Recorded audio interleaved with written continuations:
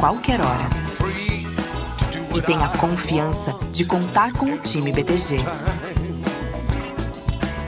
É você no controle da sua vida financeira de um jeito simples e compatível com a sua rotina. O BTG reconhece quem é você e está pronto para potencializar a sua trajetória. O que impacta a economia e o mercado global.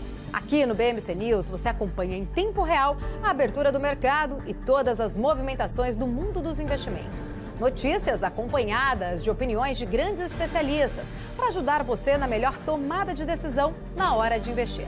Eu, Paula Moraes, estarei com você de segunda a sexta, às 9h30 da manhã, no BMC News. BMC News. Informação que gera valor. BMC News. Informação que gera valor.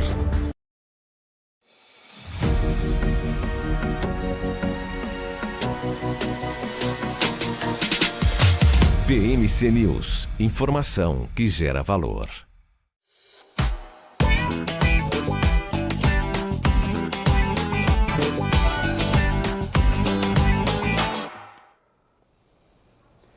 Olá, uma ótima tarde a você que acompanha a programação da BMC News. Eu sou o Gabriel Monteiro, está começando o BMC Stock. Vou lhes acompanhar na próxima hora de conversa sobre o mercado financeiro brasileiro. Olha só, hoje sou portador de boas notícias. Nosso Ibovespa virou o sinal e parece ter estabelecido uma certa forma aí uma segurança nesse 0,2%, 0,3% de alta. Faz bastante tempo que eu vejo o Ibov no positivo, desde o comecinho da manhã ali, no início das negociações.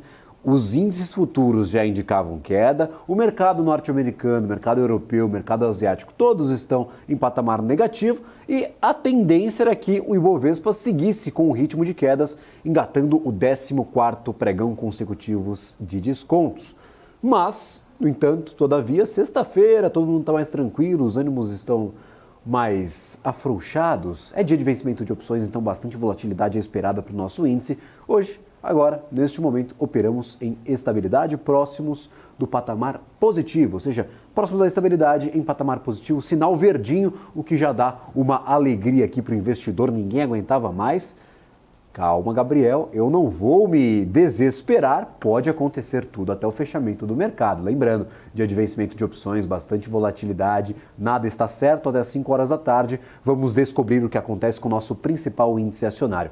Por enquanto, está no positivo, mas lembrando, tudo pode acontecer nas próximas horas. Quem sabe não aparece uma grande notícia nesta sexta-feira que cause certo desconforto ao mercado, certa desconfiança nos investidores e, claro, nós traremos tudo isso aqui na programação da BMC News. Então, tá confuso? Quer entender um pouco mais sobre o que está acontecendo com a Bolsa de Valores, com o mercado internacional? Venha aqui sempre, canal 579 na Vivo, sempre aqui atualizando o mercado em tempo real. Tudo que você precisa saber para começar e terminar o dia bem informado.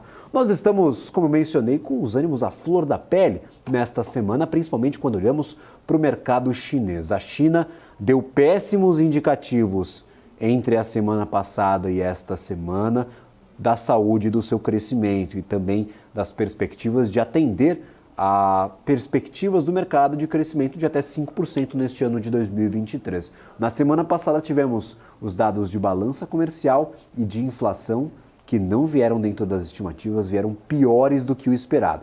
Estes dados já deram, claro, um pouco de desconfiança aos investidores, mas conseguimos passar por aquela semana. O Ibovespa ainda no negativo, fechou todos os pregões da semana passada no negativo. O mercado norte-americano se estabilizava até quarta-feira, naquela quarta-feira de divulgação de ata do FONC. Então foi uma semana agitada.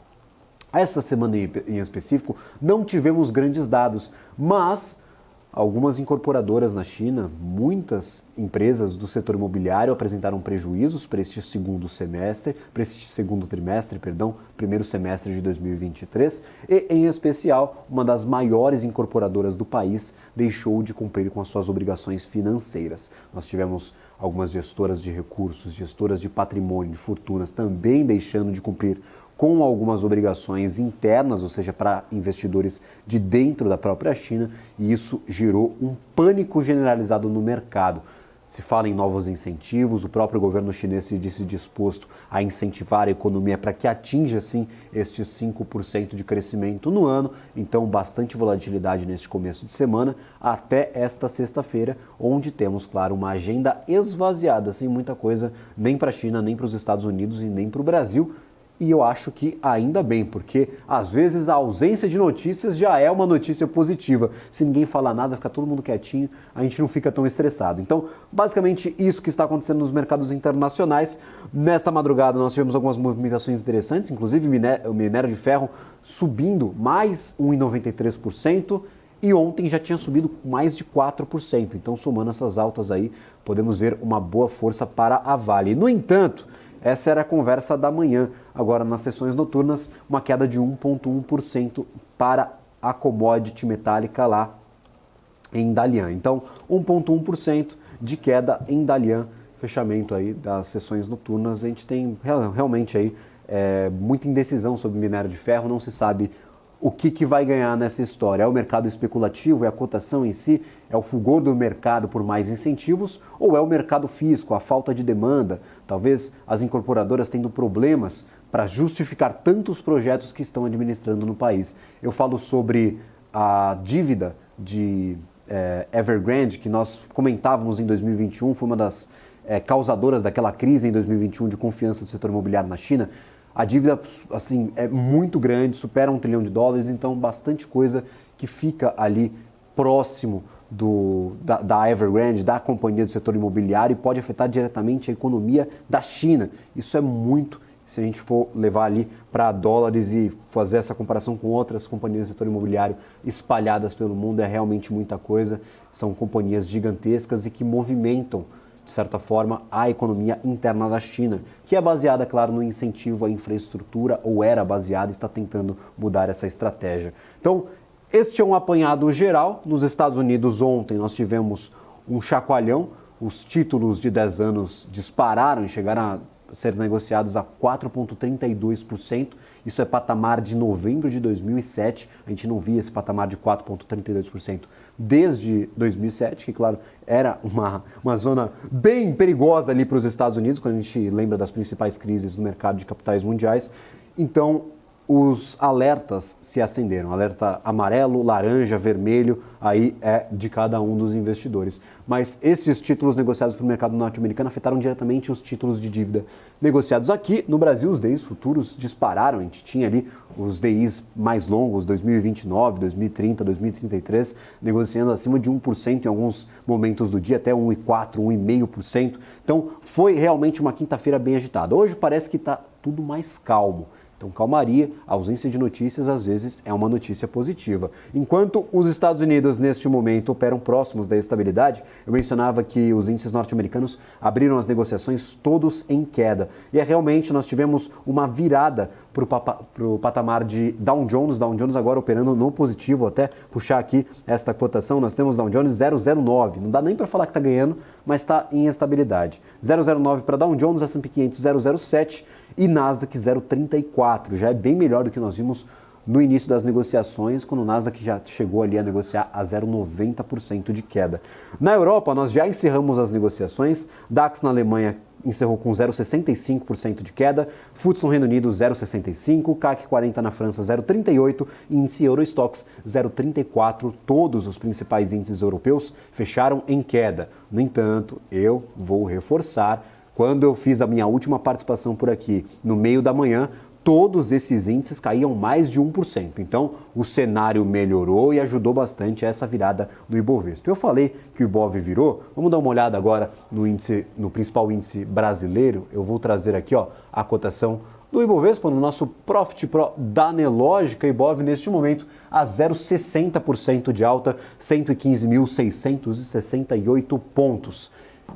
Se fechar neste patamar, se fechar ao menos no positivo, nós interrompemos uma sequência de 13 pregões consecutivos de queda. Este, se mantivéssemos o ritmo do começo do dia, seria o 14º. Este é um patamar histórico. Não temos registro de 14 pregões consecutivos de queda desde o início da série histórica, lá em 1980, quando a gente já tem os dados compilados. Então, 115.637 pontos. Daqui a pouco a gente fala com nosso convidado de hoje para saber se neste rally nós perdemos algum patamar super importante para o Ibovespa. Será que a gente abriu espaço para mais e mais quedas aqui, uma correção ainda mais forte para o nosso Ibovespa, que viu nos últimos 3 meses aí um salto bem interessante, foram 3 meses de alta, quase 20%. Se a gente pegar aqui da mínima do ano de 96 mil, a gente chegou aqui no início do mês a 23% de oscilação positiva, não rigoroso aqui, tá? É um traçado bem rudimentar, eu só quero ter uma noção. Mas claro, 13 pregões consecutivos de queda não assustaram no número da oscilação, porque nós perdíamos ali praticamente 6% no começo desse dia, com mais um pregão negativo, mas a sequência, o número de dias é que assusta e que aborrece os investidores. É chato operar aqui com o Ibovespa, que não dá sinais de recuperação. Até quarta e quinta-feira foram dias positivos, viraram no finalzinho das negociações, mas durante 13 dias a gente viu o Ibov não fechar em nenhum dia no positivo. O dólar futuro agora 0,29 de queda, R$ 4,97. A gente viu o dólar sambando no início das negociações do mercado futuro, ainda próximo dos R$ 5,00, agora perdeu um pouquinho de margem, 0,29% de queda, R$ 4,97, R$ 4,97, ainda está alto se a gente for comparar com os patamares do mês passado. Vale 3, como é que está a principal companhia do setor de siderurgia e mineração, uma das maiores companhias do planeta, do Brasil, do planeta também nesse setor? Nós temos 0,53% de queda, R$ 61,60. Eu não acho que é um patamar atraente aí para quem estava olhando para Vale com bons olhos naqueles R$ 93,00 que atingimos no começo do ano.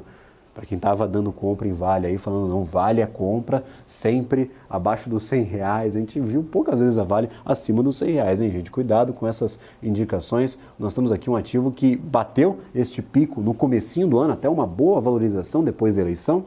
Nós tivemos aí, claro, uma queda depois da eleição e depois uma valorização. R$ 93,78 e aí despencou, caiu tudo aqui desde o pico, caiu mais de 30%, bateu agora R$ 61,58. Magazine Luiza sofreu alguns descontos na última semana, mas nós temos aqui o gráfico diário, R$ 13,02, abaixo do patamar de abertura do mês, sofre um pouquinho neste agosto, no entanto aqui já tenta recuperar boa parte dessa perda no mês, 9,85% de queda, contabilizando com esse 7% de alta no dia de hoje. Então, varejo, construção civil, alguns setores mais sensíveis a juros depois do corte de juros, sofreram bastante. Construção a gente tem um pouco de desconto, varejo a gente tem desconto com certeza absoluta, várias companhias, se eu abrir aqui o mapa separado por segmentos, vocês podem ver que no mês perdem bastante valor e seria a grande tese do setor de varejo, claro. Tem algumas questões ali de o mercado se antecipar a certos movimentos, talvez o corte de juros, talvez não, o corte de juros já estava contratado para o setor de varejo, todo mundo sabia que ia cair os juros, a gente só não sabia a intensidade, mas claro, nós tivemos aí esses descontos também motivados pela temporada de resultados. Os resultados de varejo, em especial Magazine Luiza e Via Varejo, não vieram nada atrativos. Então, esse é o cenário para o Ibovespa, maiores altas Magazine Luiza, Petz e Lojas Renner. Olha só porque eu falei mal do varejo, os 3 ativos com a maior oscilação positiva estão aqui, fazem parte deste segmento. Mas Petz a gente pode ver que sofre um desconto de 24% no mês. Nós temos Magazine Luiza que também sofre 9,55%, quase 10%. Nós temos Carrefour, 15% de desconto. Então, como reforçando aí a minha fala, varejo apanhou bastante em agosto. Do lado contrário, temos Ezetec, WEG e JBS com descontos até baixos, 1,28 para Ezetec, 1,16 para WEG, JBS 1,08. Teve um bom resultado aí, se apreciou depois da divulgação dos seus resultados. Então, JBS 1,03% de queda, são os ativos com a maior oscilação negativa do dia. Para falar um pouco sobre essa bolsa de valores, eu gostaria aqui de contar com a presença ilustre. Sinto-me muito honrado com a presença dessa fera do mercado no meu programa, senhor André Machado, CEO do Projeto Os 10%. Seja muito bem-vindo à nossa programação. Agradeço imensamente por ter aceito o nosso convite. Boa tarde, Gabriel. Um prazer estar aqui de novo depois de, acho que 3 ou 4 meses de sabático merecidíssimo. Eu precisava dar uma descansada. É um prazer estar aqui de volta na grade aí da programação de vocês, fazendo esse bate-papo. Maravilha, André. Eu tenho algumas dúvidas. O mercado está tão Tá tão para baixo nestes últimos pregões, a gente tem praticamente meio mês de queda. A gente não viu a luz do dia para o Ibovespa. Hoje parece que a gente está indo, mas depois de 2 dias que a gente virou o sinal no finalzinho das negociações, eu não me arrisco a dizer absolutamente nada. André, você está vendo uma deterioração do nosso cenário, da tese Brasil? É o exterior que está nervoso, está tirando dinheiro daqui? Como que você enxerga esses 13 pregões consecutivos de queda aqui para o nosso índice, depois de ter subido, claro, bastante nos últimos 3 meses? Olha, eu vejo ambas as coisas, né? Eu vejo uma deterioração não só do cenário interno, mas também e principalmente do cenário externo. Apesar de ser grafista, né, há 21 anos, eu nunca abri mão de descobrir o que está por trás dos movimentos do preço, né? Dentre os dogmas dos grafistas, um deles, não é apenas um dogma, é fato, o preço desconta tudo, eu não preciso, então, saber o que está acontecendo por trás desses movimentos, basta eu seguir o preço. Mas eu, como curioso que sou, sempre fiz questão de saber o que leva o preço para cima e o preço para baixo, né? Tem uma piada no mercado financeiro do início do século XX, aonde se perguntou o jornalista se perguntou para um trader por que o mercado estava subindo, e ele falou, porque tem mais gente comprando do que vendendo, e vice-versa. Isso é óbvio, né? Mas por que tem mais gente em determinados momentos comprando e mais gente em determinados momentos vendendo? Medo, é macroeconomia, é frustração, é um evento político?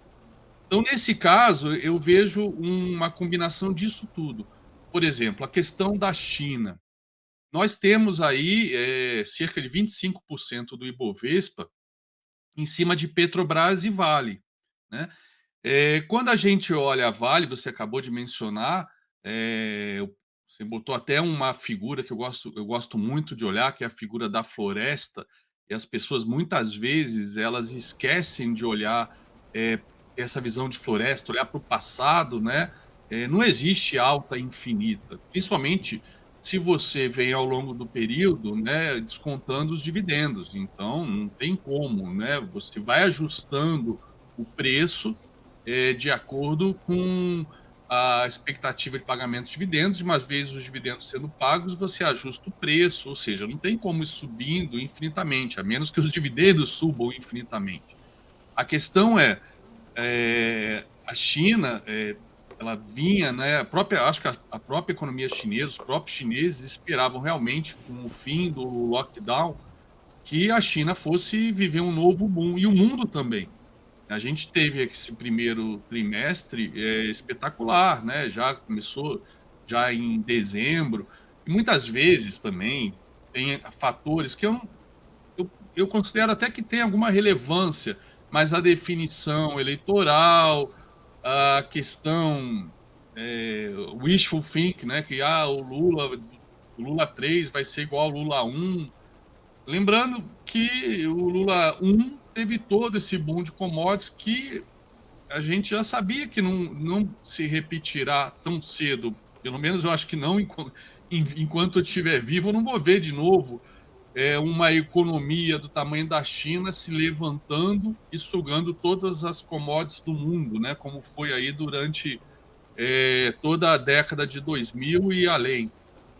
Então, a China gerou muita expectativa que está sendo amplamente frustrada, né? A própria questão imobiliária, como vocês vêm mencionando há alguns dias, ela também vem frustrando as expectativas do mercado, até porque o setor imobiliário chinês ele foi responsável aí por cerca de 20% do PIB, do crescimento do PIB chinês nas últimas décadas, né? O investimento em infraestrutura. Então, a gente está vendo agora a Evergrande pedindo recuperação judicial ou falência no capítulo 11 nos Estados Unidos.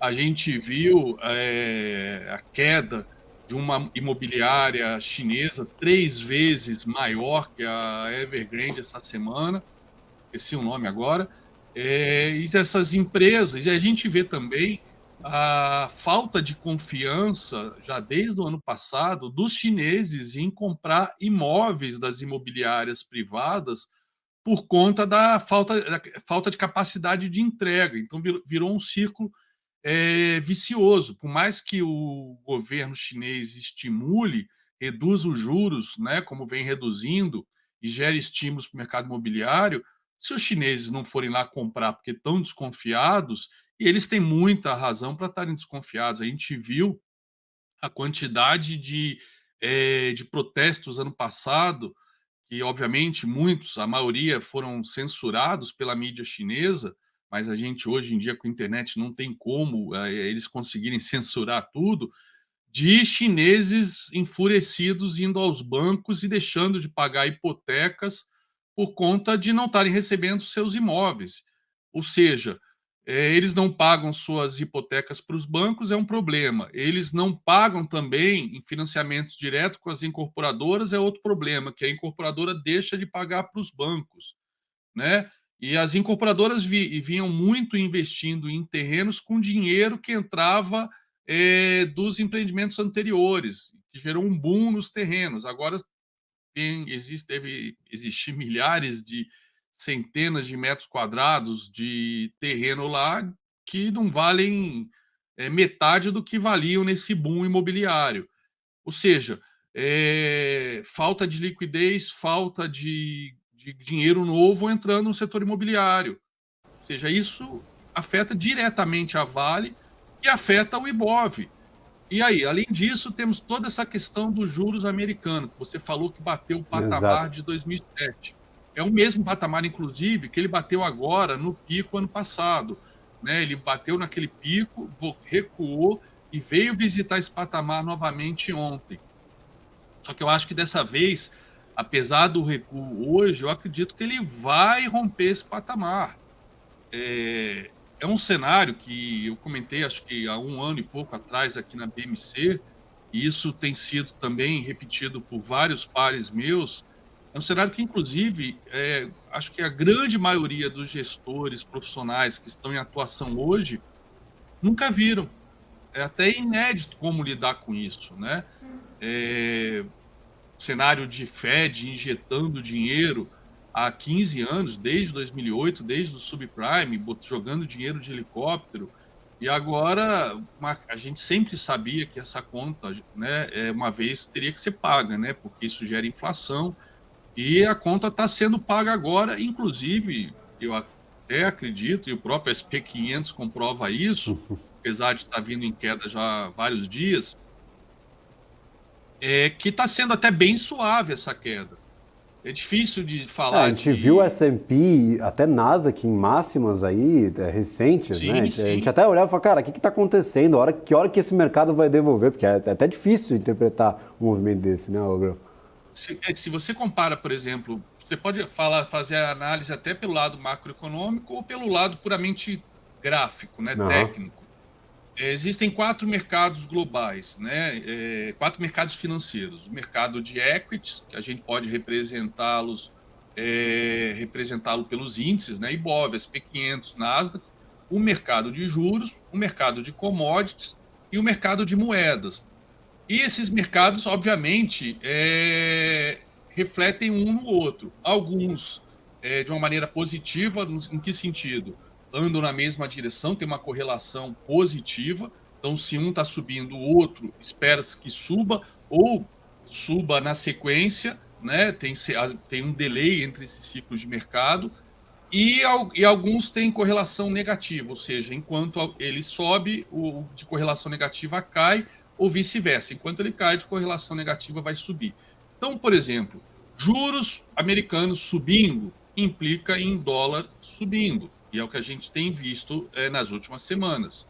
Só que isso implica necessariamente, né, isso não só em termos macroeconômicos, mas em termos de intermarket análise, em termos de gráficos, em termos de história, que commodities e ações caiam. E a gente viu as commodities, com exceção do minério de ferro, que é extremamente relevante para a gente viu as commodities subindo, né? Seja por interferência da OPEP, apesar de desta semana a gente tá vendo uma correção aí do petróleo, seja por interferência do cartel da OPEP, que é fácil manipular o preço, mas mesmo esse tipo de manipulação do preço tem seus limites, né? Com relação até quando os próprios países árabes começam a entrar em conflito, porque eles têm as suas agendas internas e a necessidade de dinheiro também. Enfim, a gente viu commodities agrícolas subindo, o índice CRB, né, da Reuters subindo como um todo, já que ele aglutina as principais commodities metálicas, energéticas, agrícolas, enfim.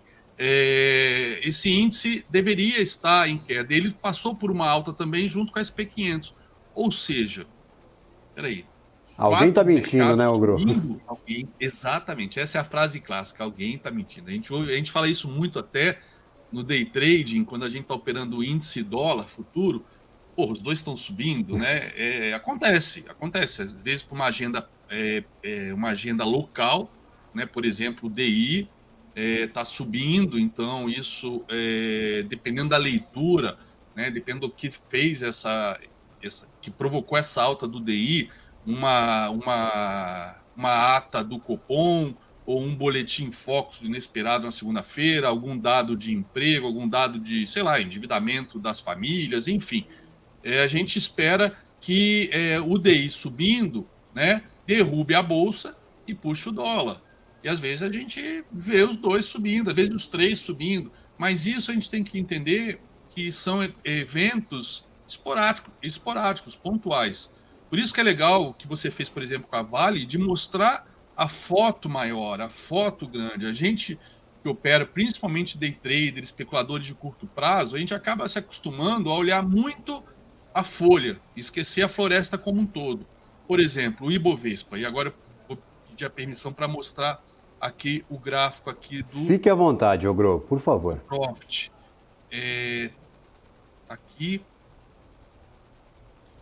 Por exemplo, às vezes uma imagem fala mais do que 1000 palavras. Eu acho que eu já falei demais. Não, então tá aqui. Olha aqui o Ibovespa. Ele fez esse pivô de alta aqui, ó. E olha o patamar que ele veio atingir. Normalmente, o Ibov, né, e ativos em geral, eu, por exemplo, como profissional operando, né, seja até como investidor, swing trader ou day trader, eu saio necessariamente sempre aqui no meu terceiro alvo. O quarto alvo é muito difícil de ser atingido, principalmente no índice ou numa moeda. Em ações, claro, ações às vezes estão tão descontadas que dão porradas maiores, né? E vão até no quarto alvo. Normalmente, quando eu ultrapasso o terceiro alvo, eu até pego um pivô maior, uma estrutura maior para projetar.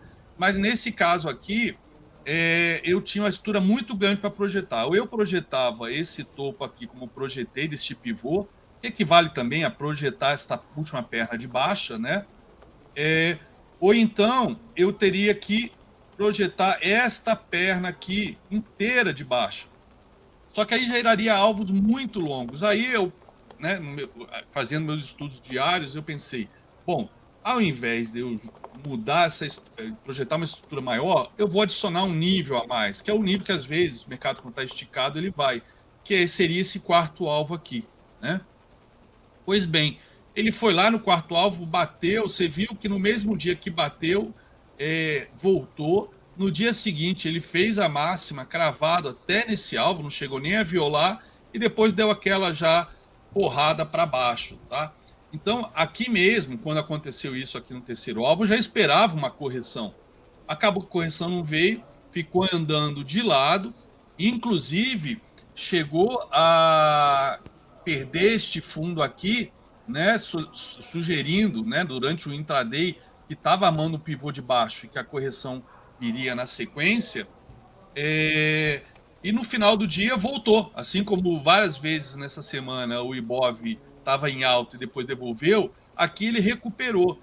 Mas, tecnicamente, né, foi até bacana esse desenho, essa figura. Uhum. Ele fez aqui um pullback no segundo alvo e continuou a consolidação até que finalmente rompeu.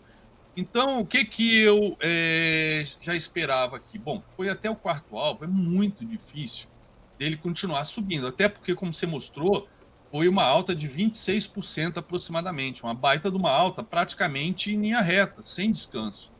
Então, é necessário, é até saudável que o mercado corrija parte dessa alta. E aí, como técnico, né, e principalmente usando esse tipo de ferramenta, que para mim é de uma precisão gigantesca, de uma previsibilidade também igualmente gigantesca, por exemplo, eu tenho aqui as retrações desse movimento. Opa, mais um pouquinho para baixo. Perfeito. Eu tenho as retrações desse movimento. Então, apagando aqui essa projeção que foi lá no quarto alvo, deixando a tela mais limpa, o que eu tenho aqui? Eu tenho a primeira retração, a segunda e a terceira. Ele não foi nenhuma delas ainda. Então, essa alta de hoje pode ser que é vencimento de opções, tá? É bem provável que seja, ou até mesmo um simples movimento técnico de vir fazer um pullback aqui nesses fundos que foram perdidos. O que seria um pullback? Ele perde um fundo, volta e depois volta a cair para buscar essas retrações.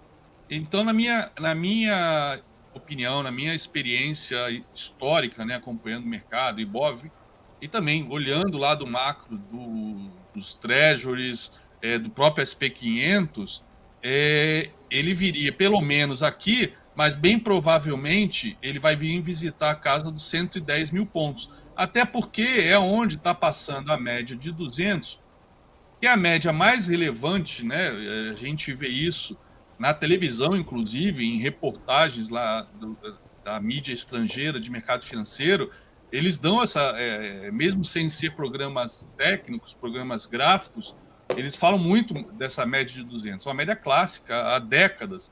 E se a gente olhar essa média de 200, apesar dela estar com uma ligeira inclinação positiva, a gente pode dizer que ela ainda está flat, ou seja, o preço, né? O preço tem trabalhado acima dela, né? Ele tem feito esse movimento, vai para cima dela, vai para baixo dela, vai para cima dela, vai para baixo dela, aqui segurou, aqui rompe, depois faz um teste de pullback aqui na própria média, vai para cima. Então, vim buscar aqui os 110 mil pontos, né, que é a retração de 50, que é uma retração muito clássica usada por índices. Por exemplo, commodities é mais comum a gente ver correções até a retração de 61,8. Aqui também tem a confluência com a média de 200. Então, a minha expectativa é que a gente esteja assistindo um pullback. Eu acho que hoje realmente deve fechar positivo, né, por conta desse pullback aqui, para depois retomar a queda, e acredito que temos aí a possibilidade de mais 5 mil pontos, pelo menos, de queda. O problema mas 5 mil pontos, então a gente aguenta o tranco e depois volta a subir. Pois é isso que não tem como antecipar agora. Né? Se soubéssemos, né, Ogro? Aí fica fácil, né? Aí tendo informação dessa, quem não ganhar dinheiro, né? Pelo amor de Deus. Se soubesse, era fazer um all-in, né? E esperar sentado, né? Vou dobrar meu dinheiro toda semana. Ó, a hora que bater, a gente fala, tenho certeza absoluta que ele vai voltar. Exatamente. Ogro, eu tô com o meu tempo apertado aqui, mas eu gostaria de agradecer imensamente a participação aqui no nosso programa. É um prazer enorme tê-lo na nossa programação. Seja sempre muito bem-vindo. Já deixo os convites aí para próximas participações. E agradeço por compartilhar aí todo o teu conhecimento comigo e com todo mundo que está nos assistindo. Eu que agradeço o convite e mando um abraço aí para todo o povo aí da BMC, que eu não vejo já tem alguns meses. Pode deixar que eu vou mandar um abraço a todos e, claro, a gente vai para um rápido intervalo, como eu já falei que meu tempo está apertado, daqui a pouco a gente volta para falar um pouco mais sobre o setor de construção, o que está acontecendo na China, será que pode vir para cá? Ou essas empresas de construção que nós temos aqui no Bovespa não tem absolutamente nada a ver com nada? Daqui a pouco a gente vai falar sobre isso depois da volta do anúncio dos nossos patrocinadores. PNC News. Informação que gera valor. O que acontece no mercado financeiro no Brasil e no mundo está na BMC News. São 24 horas de programação para ajudar o investidor na melhor tomada de decisão. Independência e jornalismo sério. Não estamos plugados em nenhuma instituição financeira. Isso nos dá a liberdade de levar a informação sem nenhum viés, sem conflitos de interesse. Ser a ponte entre as notícias, empresas, especialistas e os investidores. Tudo de uma forma dinâmica e com uma pitada de bom humor. Informação que gera valor, você sempre vai encontrar na BMC News. Conheça a Brasil Paralelo, o único streaming que oferece uma experiência completa, que começa antes de cada filme com a sinopse em vídeo e continua depois que os filmes acabam com as análises e podcasts sobre o que acabou de assistir. Somos o grupo de comunicação que produziu Brasil, a Última Cruzada, a série de história que mudou a forma do brasileiro olhar para o seu passado. Junte-se às mais de 600 mil famílias que assinam a BP. Entre no site brasilparalelo.com e faça sua assinatura. A minha vida foi e é marcada por grandes histórias, sonhos, objetivos, conquistas.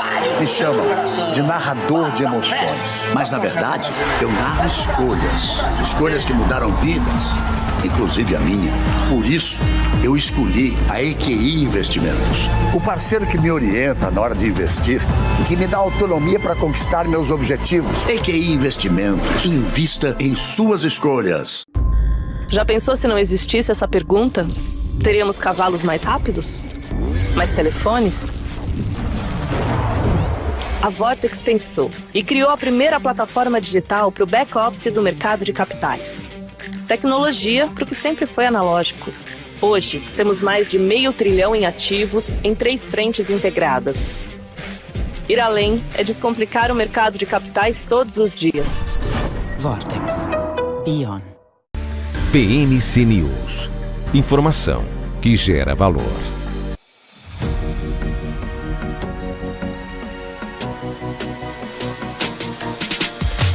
BMC News. Informação que gera valor.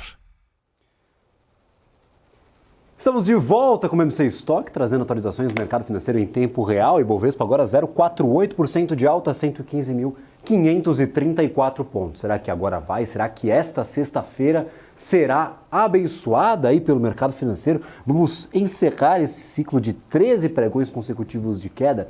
Essa sexta seria o 14º. Não tínhamos muitos motivos para uma animação no mercado financeiro brasileiro no dia de hoje.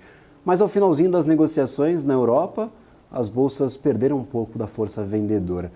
Negociavam a mais de 1% de queda e fecharam ali 0,6%, 0,7%, até 0,5%, 0,5% de queda. Então, parece que os ânimos se acalmaram neste finalzinho de sexta. O pessoal está um pouco mais tranquilo, sexta-feira, vamos passar aí o final de semana descansando, relaxando, e Bovespa parece que está dando uma animada. Mas, como nem tudo são flores, nós temos um volume financeiro negociado aqui para o Ibov, está abaixo da média, tá, gente? 8 bilhões 460 milhões de reais. A gente está abaixo da média dos últimos 2 dias, foram dias bem movimentados. A gente vai ter que esperar os dados corretos, claro, de divulgação da própria B3 para saber quanto dinheiro foi rodado. E eu já tenho os dados de quarta-feira, então a gente já mata essa charada da quarta. Quinta-feira é uma grande surpresa, e essa sexta-feira com baixo volume, 8 bilhões 460 milhões de reais. A gente sobe, mas não sobe com convicção. Então, 115.492, será que semana que vem tem mais para nos integrar? Será que a gente pode cair mais ainda? Será que a gente pode voltar aqui, ó, aos 110, 109 mil pontos, que é o patamar de abertura do Ibov? E aí seria nadar e morrer na praia, né, gente? Porque o quanto que a gente já se mexeu nesse de 2023, fomos aos 96, depois aos 123, bastante movimento para o Ibovespa, pelo amor de Deus. Magazine Luiza, 6,74% de alta. Nós temos aqui Pets também, 13,13%. Carrefour, Açaí, diversos ativos que foram bem descontados neste mês de agosto e agora ganham um pouquinho e corrigem um pouco desse movimento negativo. Para os ativos mais negociados do dia de hoje, nós temos Petrobras de um lado, claro, uma das maiores posições da carteira do Ibovespa, 0,13% de alta, e do lado contrário, Vale, 0,68% de queda. Durante a nossa madrugada, o minério de ferro subiu em Dalian, subiu 1,34, se eu não me engano, se eu não estou enganado, eu vou puxar essa informação de cabeça, mas subiu mais de 1% em Dalian. Ontem já 1,94, acabei de me lembrar que é 1,94, Ontem já tinha subido mais de 4%, então bem forte, apesar dessa crise no setor imobiliário na China. Então fica essa disputa que eu mencionei no primeiro bloco. Por um lado, todo mundo está animado que o governo chinês vai liberar grana. Por outro lado, todo mundo está preocupado que o governo chinês precisa liberar grana. Então, são essas duas narrativas. O que a Vale vai seguir, a gente vai ter que esperar para ver. R$ 61,49 agora, 0,68% de queda. Vamos também dar uma olhada nas notícias que podem movimentar o mercado. Essa eu separei só para a gente ter uma noção. É um país próximo do nosso e a gente está vivendo uma corrida eleitoral por lá. A economia é um grande problema na Argentina. Eu separei justamente essa notícia para a gente ter uma noção de o que está acontecendo por lá. Na Argentina, o ministro da Economia, Sérgio Massa, anunciou um acordo para congelar os preços dos combustíveis até o dia 31 de outubro. O ministro afirmou que houve entendimento sobre o assunto entre as refinarias e também os produtores. Recentemente, o país também congelou o câmbio e o preço de outros produtos, como é o caso de alimentos. A inflação aos consumidores no país atingiu 113,4% no último mês. A taxa básica de juros foi elevada pelo Banco Central na última reunião para 118% ao ano. Então, se a gente está sofrendo com 13,25% agora depois do primeiro corte, imagina 118% de taxa de juros e essa taxa de juros ser positiva por alguns números ali apenas. Inclusive, antes da reunião, ela estava negativa em 21 pontos percentuais. Então, essa é a realidade da economia argentina. Falando sobre o noticiário corporativo, Sérgio Rial, ex-CEO da Americanas, vai depor na CPI na próxima semana. Ele revelou inconsistências contábeis na companhia. Rial se colocou à disposição para esclarecer outros eventos durante a sua audiência. A CPI da Americanas tem como objetivo esclarecer as inconsistências que foram chamadas de fraudes por ex-funcionários. O ministro Dias Toffoli, também do STF, concedeu liminar favorável ao Santander, permitindo que a instituição não pague PIS sobre as suas receitas operacionais até o julgamento do mérito do recurso. O banco argumentou que a cobrança retroativa seria bilionária. O STF havia decidido que as instituições financeiras deveriam pagar o tributo sobre toda a receita bruta. Então, tivemos essa mudança, esse novo entendimento do STF, o que causaria aí essa dívida, esse pagamento retroativo de impostos pelo Santander. Por enquanto, será retido este pagamento até a decisão judicial. E a privatização da Sabesp enfrenta incertezas quanto à formação do acionista de referência e a regulação dos contratos pós-privatização. A venda deve ocorrer por meio da oferta de ações, reduzindo a participação da estatal atual em 50,3%. Lembrando, o governo retirou alguns papéis, todos os papéis, na verdade, que detinha da Eletrobras, do projeto de desinvestimento, ou seja, essas ações seriam novamente vendidas. As ações que o governo detém na Eletrobras foram retiradas do plano de desinvestimento, do plano de privatizações. Isso já era esperado, não deve ter muito efeito sobre o papel, não. A gente continua acompanhando toda essa briga, toda essa discussão sobre as estatais que já foram desestatizadas, privatizadas, e a gente discute se devem voltar ao controle do Estado, ou se o Estado deve aumentar o seu poder de decisão nas companhias, e as estatais que ainda estão na mão do Estado estão em vias de serem privatizadas. É o caso da Copel, que foi há pouco desestatizada, e a da Sabesp, que está ensaiando este mesmo movimento. Falando sobre os investidores estrangeiros, eu mencionava que eu tinha um número da B3, eles sacaram 139 milhões em recursos do segmento secundário na B3 no dia 16 de agosto, na quarta-feira. Com isso, o fluxo de recursos estrangeiros acumula déficit de 8 bilhões 630 milhões de reais em agosto, mas continua com saldo positivo de 15 bilhões e 550 milhões de reais para o ano de 2023. No mesmo dia, quando o Ibovespa registrou uma queda de 0,5%, o investidor institucional saiu com 53 milhões de reais, enquanto o individual aportou 58,7 milhões. Então, tem gringo vendendo, tem institucional vendendo e tem pessoa física ou investidor institucional, podem ser até investidores profissionais, tomando aqui os papéis de Brasil, tomando algumas ações, aportando recursos na Bolsa de Valores brasileira. Para continuar a nossa conversa e falar sobre um dos setores com melhor desempenho em 2023, eu gostaria de trazer aqui à nossa tela Leonardo Abud, analista da Tese Research. Leonardo, muito obrigado pela participação, é um prazer tê-lo por aqui. Opa, boa tarde pessoal, eu que agradeço o convite, sempre um prazer estar aqui. Maravilha. Leonardo, já me perguntaram, me mandaram mensagem, falei, vou conversar com a pessoa certa, vamos entender o que está acontecendo. Falaram o seguinte, Gabriel, setor de construção civil na China está tendo vários problemas. Grandes incorporadoras anunciando ali pedidos de proteção contra falência, como é o caso da Evergrande, e a outras grandes empreiteiras ali e também incorporadoras anunciando o não cumprimento de algumas obrigações financeiras. Me surgiu a dúvida e me perguntaram bastante, Gabriel, isso pode ser importado ao Brasil? Talvez as empresas de construção civil possam sofrer um pouco, não com talvez impactos dessa quebra generalizada, mas sim com o receio do investidor. O investidor, às vezes, internacional, que a gente falou que está tirando bastante recurso do Brasil, falou, setor de construção, arranca a mão, tira o dinheiro, vamos embora, porque na China está dando ruim. Então, o que normalmente acontece? Como que você enxerga toda essa situação? Brasil não tem nada a ver com China ou a China pode afetar aqui em alguma parte a negociação no Brasil? Bom, vamos lá. Assim, o setor de construção civil, ele não tende a se espalhar globalmente, né? Então, vamos supor, se a China tiver algum problema e afetar o mercado de petróleo, a demanda de petróleo desaba, obviamente isso vai acabar impactando, por exemplo, uma Prio, uma 3R, alguma coisa assim, tá? Mas sim, a gente acaba não tendo um vaso comunicante entre o setor de construção civil chinês com o nosso. Sendo bem honesto, eu fiquei até um pouco receoso depois do caso de ontem, de que a gente teria uma sangria no mercado brasileiro hoje. Tanto é que a gente começou o dia, a gente teve algumas ações caindo, o índice small cap chegou a cair 1,2, 1,3, e de repente o mercado virou. Então, para mim, aquilo ali foi até um pouco surpreendente, até pela velocidade.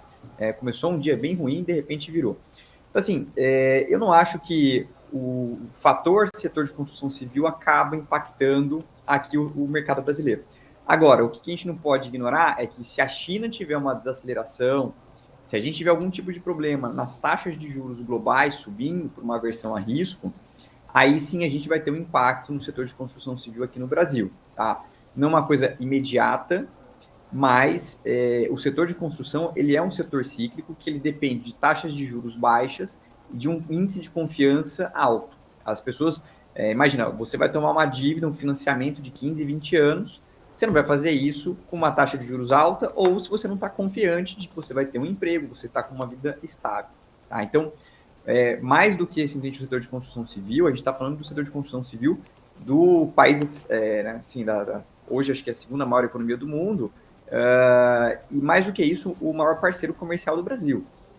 Então, se a China tiver algum problema mais sério, vai acabar contaminando, sim, o Brasil, e o setor de construção, por ser cíclico, vai apanhar bastante, tá?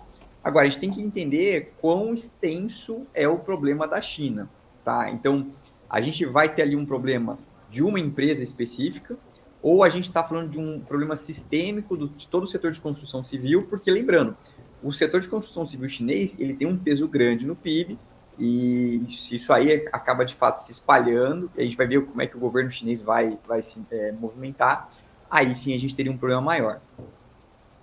Maravilha, eu sempre lembro aí que há uma diferença fundamental entre as companhias que nós vemos aqui no Ibovespa e as companhias chinesas. Se você olhar só a dívida bruta dessas empresas e comparar com a dívida de companhias aqui no Brasil, no máximo uma empresa aqui no Brasil compra um terreno, se endivida, se alavanca, aí para fazer um lançamento ou outro. Na China, a dívida é, se não bilionária, trilionária. São grandes corporações. O negócio da China é fazer ponte, é fazer prédio, é incentivar a infraestrutura para girar a economia interna. Então, é fundamentalmente diferente do que temos no Brasil. Na China, nós temos grandes corporações, gigantescas empresas de incorporação, de construção civil. E aqui no Brasil, pelo menos as que nós temos listadas, são muito grandes, mas não chegam aos pés aí, pelo menos na escala, no escopo que nós temos dessas companhias chinesas que fazem de tudo, né? Setor imobiliário, tem uma parte do setor financeiro, são realmente grandes conglomerados ali, grandes empresas, gigantescas empresas que têm sim dificuldades com as suas operações, pelo menos foi o que mostrou esse primeiro apanhado de resultados, esse primeiro semestre de 2023, 18 das 32 ali que são empresas estatais que estão listadas na Bolsa de Valores da China, estão tendo problemas operacionais e apresentaram prejuízos neste primeiro semestre. Olhando aqui com calma para essas companhias, A gente vê, por exemplo, a taxa de juros começando a cair, no entanto, algumas dúvidas sobre DIs futuros. Gente. O que importa mais para o setor de construção civil? É quanto ele vai conseguir contratar uma dívida? É quanto o juro está aqui negociando aqui à vista mesmo, no dia, no que a gente tem na taxa básica? O que você normalmente olha para, por exemplo, companhias que não sejam do setor de baixa renda, que é um setor naturalmente subsidiado pelo governo? O que o investidor precisa olhar com mais calma? É o ato, é o juro caindo, é aqui, ó. Olha, a Selic vai cair tanto até o ano que vem, vai chegar em 9% no ano que vem. Ou é o juro futuro, é sempre a curva? Como que você normalmente orienta o investidor que quer olhar com um pouco mais de calma e proximidade para o setor de construção civil aqui na Bolsa de Valores? Assim, a gente olha muito o juro futuro, em especial por conta das próprias... a gente tem que lembrar que a Bolsa, ela busca antecipar os movimentos. Então, a hora que você tem um juro futuro caindo, existe uma expectativa de que a Selic vai cair e que o financiamento imobiliário também vai cair. Então, às vezes, a gente pode até, inclusive, ter uma empresa que vai entregar um resultado ruim no, no segundo trimestre, mas quando o juro futuro caiu muito, o mercado já antecipa que ela vai melhorar os seus resultados conforme o juro for caindo. Além disso, como eu comentei, a gente olha bastante também o índice de confiança do consumidor. Então, começo do ano, a gente estava com um cenário bem nebuloso a respeito de governo, troca governo, a gente nunca sabe o que vai acontecer e tal. Por mais que a gente já conheça o governo Lula, porque ele já teve ali uma passagem de 8 anos na presidência, depois teve o governo Dilma, a gente ainda tinha muita dúvida e gerou muita incerteza. O índice de confiança do consumidor tem melhorado, expectativa de juros tem caído, e o próprio financiamento imobiliário, ele olha o juro longo. Então, quando você for bater na porta de um banco, quando a Selic estava em 2%, é óbvio que o juro do financiamento imobiliário tinha caído, mas ele não tinha ido até o nível ali dos 2%, 3% da Selic. Ele chegou até um certo patamar e ele começa já a olhar o juro de alguns anos. Então, o investidor, para mim, ele vai ter que olhar, sim, o juro futuro, mas eu acho que para o resultado das empresas, a Selic caindo, eu acho que vai ajudar bem mais, até porque também a gente não tem só o investidor a gente não tem só o comprador de casa que quer comprar uma casa para si mesmo. Também tem aquele comprador que ele está comprando para investir. Então, imagina o seguinte, a hora que você está com uma Selic mais para baixo, o sujeito ele olha e fala assim, bom, então entre colocar na renda fixa ou comprar um imóvel para eu alugar para um terceiro, começa a ficar mais interessante para ele fazer uma compra de um imóvel como sendo uma forma de investimento também.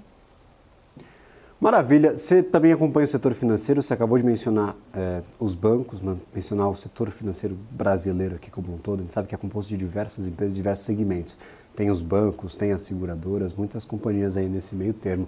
Mas eu queria saber especialmente sobre essa questão, essa relação entre juros, bancos, operação. Um dos patamares que a gente sempre olha é a inadimplência. E para mim chamou a atenção que todos os bancos que eu dei os resultados aqui no meu programa, eu observava um aumento na inadimplência, em especial aqueles bancos menores ou mais novos, como é o caso do Nubank, como é o caso do Banco Inter, como é o caso de outros bancos aqui digitais. Já chega a ser uma preocupação a inadimplência nessas instituições financeiras que estão listadas na nossa Bolsa de Valores, e este início de corte de juros já alivia um pouco as perspectivas para a inadimplência futura, ou as coisas devem começar a piorar a partir de agora? Porque realmente a inadimplência aumentou para todas as instituições financeiras, pelo menos as que eu olhei durante aqui os nossos programas nessas últimas semanas, o Abudi. Sim, não, teve uma piora generalizada. A gente viu, por exemplo, não só os bancos digitais, mas os bancos tradicionais também ainda estão sofrendo com a inadimplência. A Bradesco sofreu, assim, o Banco do Brasil mesmo entregou um bom resultado, mas a inadimplência deles subiu. O Banco Inter, eu achei o resultado do Banco Inter muito bom, para ser bem honesto. A inadimplência subiu, tá? Eu acho que, eu não sei se a gente crava que o segundo trimestre vai ser o pior, e aqui foi o ponto de inflexão. Teve, inclusive, um bancão que tinha dito que provavelmente o segundo trimestre foi o ponto de inflexão. Eu não sei se foi o Bradesco ou se foi o Santander. Mas, de fato, eu acho que assim, o terceiro trimestre, se não for no terceiro trimestre o ponto de inflexão, acho que talvez já atingiu o topo ali, simplesmente estabiliza. E talvez a gente veja uma melhora a partir do quarto trimestre. A queda de juros, ela dá um alívio, porque o devedor, ele começa a ficar muito enforcado. Tá? A gente ainda está com o nível de endividamento das famílias elevados, o nível de juros altos também, obviamente, pressiona, compromete ainda mais a renda das famílias. Mas eu acredito que sim, acho que a gente, entre o segundo ou o terceiro trimestre, deve ser o ápice disso. E acho que dali em diante a gente deve ter uma melhora. O próprio Banco Inter, por exemplo, né, a gente tem 2 números que a gente costuma olhar em termos de inadimplência, que a gente chama de NPL, que é os Non-Performing Loans. A gente costuma olhar o acima de 90 dias e o entre 15 e 90 dias. Ou seja, acima de 90 dias é aquele sujeito que já não está honrando as suas dívidas há mais de 90 dias. Aqui já é um sujeito que, de fato, é inadimplente, sabe? Não é aquele sujeito que perdeu um pouco o prazo, se enforcou um pouco, está esperando virar um capital de giro, alguma coisa assim. Acima de 90 dias já é uma inadimplência um pouco mais complicada. A de 15 a 90 dias é o que a gente olha como sendo uma precursora da inadimplência. E o que a gente vê é que o nível de NPL entre 15 e 90 dias melhorou. Então, acima de 90 dias piorou, mas o entre 15 e 90 dias do Banco Inter, por exemplo, ele deu uma melhorada. Se não me engano, acho que o Santander também teve isso. O que os bancos falam, inclusive, a respeito desse índice, é que os últimos empréstimos que eles fizeram, eles tinham subido a barra de concessão de crédito, eles começaram a ser um pouco mais criteriosos. Ou seja, as novas safras de concessão de crédito tendem a vir um pouco melhor. Tá? Então, para mim, acho que o número positivo foi o NPL de 15 a 90 dias, indicando que a gente pode ter ali um segundo semestre já melhor. Maravilha, Leonardo. Muito obrigado pela participação. Agradeço imensamente aqui por ter esclarecido algumas dúvidas. Muito obrigado mesmo. Você fique sempre à vontade aí também para entrar em contato com a gente, mandar algumas sugestões, que a gente sempre gosta desse contato direto com o mercado. Muito obrigado. Que isso, eu que agradeço, pessoal. Obrigadão e boa tarde. Maravilha. Eu vou ficando por aqui, deixando este Ibovespa com 0,29% de alta. Felipe Nascimento, que vem em seguida. O Ibovespa tá subindo comigo, hein? Se você pegar o programa e esse negócio virar, eu vou ficar chateadíssimo, tá? A gente precisa de um pregão de alta nesta semana, pelo menos para fechar aí com um pouco de otimismo. Eu vou ficando por aqui, mas em seguida, como eu já dei um spoiler aí, Felipe Nascimento e Marcos Saravari trazem os principais assuntos do dia no BMC Market. Um abraço para todos e até a próxima semana. Tchau, tchau.